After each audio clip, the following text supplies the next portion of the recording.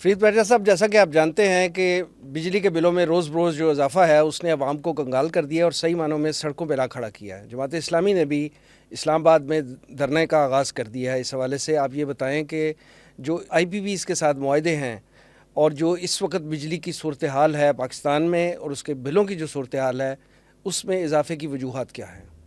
جی بسم اللہ الرحمن الرحیم۔ حقیقت تو یہ ہے کہ یہ ظالمانہ نظام جتنا ہی ہے یہ سارا عوام کے لیے ایک عذاب بنا ہوا ہے، اور اگر لوگ سڑکوں پہ نہیں آ رہے تو اس لیے کہ اس نظام نے اتنا الجھایا ہوا ہے کہ لوگ دو دو نوکریاں کر رہے ہیں، ان کو کھانے کی، اپنے بچوں کی تعلیم کے، علاج کے، اس میں الجھے ہوئے ہیں۔ ورنہ تو کوئی دن نہ ہو کہ جب دھرنا نہ ہو، یہ روزانہ کا دھرنا ہے۔ یعنی آپ اندازہ لگائیں، آپ نے سوال کیا کہ بجلی کی، یہاں دریا ہمارے یہاں سارا سال بہتے ہیں، دنیا کے اندر یہ فیسلٹی کہیں حاصل نہیں ہے۔ یہاں دھوپ سارا سال چمکتی ہے، یہ بھی دنیا میں کہیں نہیں ہے۔ یہاں ہمارے جو ہوائیں ہیں وہ بے روک ٹوک چلتی ہیں، کیٹی بندر ہے، کھارو ہے، ان علاقوں میں چلتی رہتی ہیں۔ کوئی نہ ہم نے ونڈ کی طرف توجہ کی، یعنی ونڈ پاور کی بدولت بھی ہم بجلی پیدا کر سکتے ہیں؟ وہ کر سکتے تھے۔ ہمارا جو واپڈا ہے یہ واٹر اینڈ پاور تھا نا جی، ہم نے پانی سے ہی بجلی بناتے تھے۔ 1974 کے بعد سے ہم نے کوئی ڈیم نہیں بنایا۔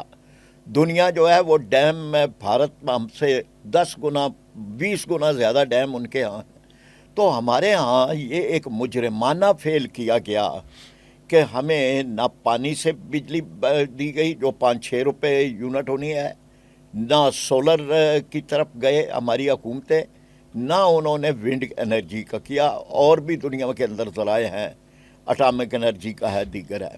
اس کے بجائے ان ظالموں نے اپنی کمیشنوں کے لیے، اپنے مفادات کے لیے، اپنے خاندانوں کی پرورش کرنے کے لیے، انہوں نے 1994 میں یہ بجلی کے بحران کو حل کرنے کے لیے آئی پی پیز کے ساتھ معاہدے کیے، اور یہ معاہدے ایسے ہیں کہ آپ ان معاہدوں کی شکوں کو دیکھتے ہیں تو یوں لگتا ہے کہ جیسے کسی دشمن نے ہمارے یہ معاہدے کیے ہیں۔ یہ ہمارے دوست نہیں ہیں جن حکمرانوں نے یہ معاہدے صاحب، کیے۔ کالا باغ ڈیم کی مخالفت کرنے والی سیاسی جماعتیں بھی تو اس ساری صورتحال کی ذمہ دار ہیں۔ بالکل ہے، یعنی کالا باغ ڈیم ہو یا کوئی ڈیم ہو، آخر اس کی مخالفت کس بنیاد پہ ہو؟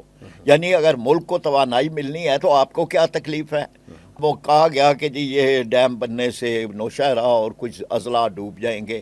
اس کا جواب بھی پھر واپڈا کے ایک اس چیئرمین نے دیا جس کا تعلق اسی صوبے کے ساتھ تھا۔ اسے کہا کہ نہیں ہے، کوئی نہیں، ہم نے ڈیزائن کے اندر تبدیلی کی تھی، کوئی اس کا خطرہ نہیں۔ اچھا یہ نہیں جی کہ جی آپ اس طرف کوئی توجہ کریں، کوئی مل بیٹھیں، کوئی مطمئن کرائیں، لیکن اس طرف توجہ نہیں ہوئی۔ اس کا نتیجہ یہ ہے کہ آج 64 روپے جو ہے وہ بجلی یونٹ مل رہی ہے، اور یہ 64 روپے مل سے نہ کوئی گھر چل سکتا ہے، نہ کاروبار چل سکتا ہے، نہ انڈسٹری چل سکتی ہے، نہ کوئی آپ کسی کھیت میں کوئی ٹیوب ویل چلا سکتے ہیں۔ تو گویا کہ ملک کو جام کر کے رکھ دیا ہے 40 خاندانوں نے، اور ان خاندانوں کو کوئی ترس نہیں آتا۔ کیپیسٹی منوائی گئی، آپ اندازہ کریں، یعنی یہ چنیوٹ پاورز کے نام سے ایک ہے جس کا آئی پی پی سے ایک یونٹ ہے جو سلمان شہباز صاحب کا ہے۔ اس سے 3 مہینے کے اندر 63 کروڑ روپیہ صرف کیپیسٹی کی مد کے اندر لیا گیا، 6000 ارب روپیہ۔ یعنی آپ ظلم دیکھیں نا کہ یہ کیپیسٹی پیمنٹ والا جو اصطلاح ہے یہ نئی ایجاد کر لی گئی ہے۔ یعنی ہماری ہٹی کھلے گی تب بھی ہم آپ پیسے دیں گے، سودا لیں گے، نہیں لیں گے ہماری ہٹی بند ہوگی تب بھی آپ دیں گے۔ یہ کہاں ہوتا ہے دنیا میں، کہاں ہے؟ یعنی انہیں کوئی ترس نہیں آتا۔ پہلے تو انہوں نے معاہدے بڑے وہ کیے، ڈالروں کے اندر منوا رہے ہیں اپنی قوم سے کہ بھئی ہمیں پیسے آپ ڈالرز کے اندر دیں۔ کیوں ڈالرز میں دیں؟ آپ کا تعلق کس سرزمین سے ہے؟ آپ یہاں سے پیسے کماتے ہیں، جا کے باہر رکھتے ہیں، اور ڈالرز کے اندر ان کو ڈالرز کے لیے پیسے دینے کے لیے ہمارے حکمران کشکولے گدائی لے کے پھر رہے ہیں، یا پھر وہ آئی ایم ایف سے معاہدے کرتے ہیں، اس کی بدترین شرائط مانتے ہیں۔ تو یہ بجلی مہنگی اتنی زیادہ ہو گئی کہ اب چیخ اٹھا ہے ہر آدمی۔ جس کا ایک بلب اور ایک پنکھا ہے وہ بھی چیخ رہا ہے، جس کے گھر کے اندر جو ہے وہ کوئی لگے ہوئے ہیں ایئر کنڈیشن وغیرہ وہ بھی چیخ رہا ہے، انڈسٹری والے چیخ رہے ہیں۔ آپ دیکھ رہے ہیں کہ ایپٹما والے دیگر وہ پریس کانفرنس سے کر رہے ہیں یونٹ بند ہیں، لوگ یہاں سے لے کر بنگلہ دیش میں چلے گئے ہیں، تو گویا کہ اس ملک کی اتنی بڑی دشمنی ہو رہی ہے، تو جماعت اسلامی نے یہ فیصلہ کیا کہ کوئی نہیں بولتا، ہم بولیں گے، باقی پارٹیوں کے اور مسائل ہیں، وہ فلاں جیل میں ہے، فلاں یہ ہے، اس کو یہ ملنا چاہیے، اس کو وہ ملنا چاہیے، تو ہم نے کہا کہ بھئی عوام کو بھی تو کچھ ملنا چاہیے، آپ عوام کو کیوں اتنی کند چھری سے ذبح کر رہے ہیں؟ کوئی حد ہوتی ہے کسی چیز کی؟ آپ یہی چاہتے ہیں کہ انقلاب فرانس کی طرح لوگ سڑکوں پہ نکل آئیں؟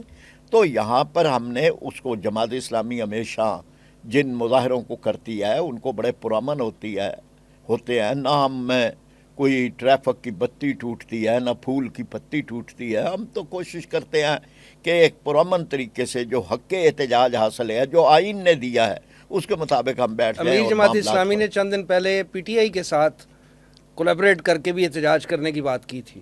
مطلب یہ نا کہ یہ پی ٹی آئی کا کوئی سمجھ نہیں آتی، ان کے اعلانات ہوتے ہیں پھر عمل نہیں ہوتے، پھر ان کے یہاں بیانات میں ایک اور بیان دے رہا ہوتا ہے، دوسرا اور دے رہا ہوتا ہے۔ ہم یہ سمجھتے تھے کہ جی یہ ایشو ایسا ہے جیسے جو سب کا ہے، اسے مل کے کرنا چاہیے، بالکل۔ لیکن ان کے ہاں اور ان کی سوچ ہے۔ ہم تو بہرحال عوام کو، ہمارا اتحاد عوام کے ساتھ ہے، تاجروں کے ساتھ ہے، وکلاء کے ساتھ ہے، گھریلو خواتین، یہ سب کچھ ہے، یہ طالب علم یہ وغیرہ۔ احتجاجی دھرنا جو ہے یہ جماعت اسلامی انڈیپینڈنٹ دے گی، کسی کے ساتھ اتحاد نہیں کرنے بالکل والی۔ اسی طرح سے ہے۔